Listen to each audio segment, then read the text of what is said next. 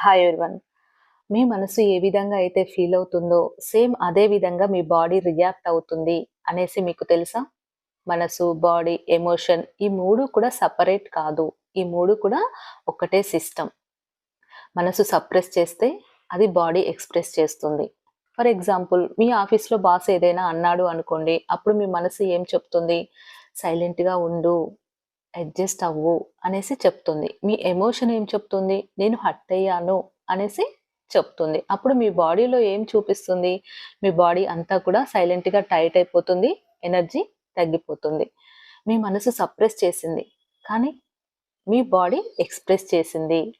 మీరు స్ట్రాంగ్‌గా ఉండాలి అనుకునే ప్రాబ్లమ్స్ అన్నీ కూడా ఎవరికీ చెప్పకుండా డైలీ మీరే మేనేజ్ చేస్తూ ఉన్నప్పుడు, అది మీ బాడీలో ఏ విధంగా చూపిస్తుంది? టైర్డ్ ఫీలింగ్, ఎనర్జీ లేదు, ఇంట్రెస్ట్ లేదు అనేసి మీ బాడీలో చూపిస్తుంది.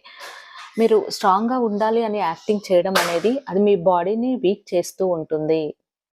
బాడీకి మాటలు లేవు కాబట్టి అది ఫీలింగ్స్‌ని సెన్సేషన్స్‌గా చూపిస్తూ ఉంటుంది. ఇది ప్రాబ్లమ్ కాదు. ఇది కనెక్షన్. ఇప్పుడు మీరు ఈ ఒక్కటి చేయండి. మీ యొక్క ఎమోషన్స్‌ని ఎక్నాలెడ్జ్ చేయండి. నేను ఈ విధంగా ఫీల్ అవుతున్నాను అనేసి మీ మనసులో చెప్పుకోండి. మీ బాడీ రిలాక్స్ అవుతుంది.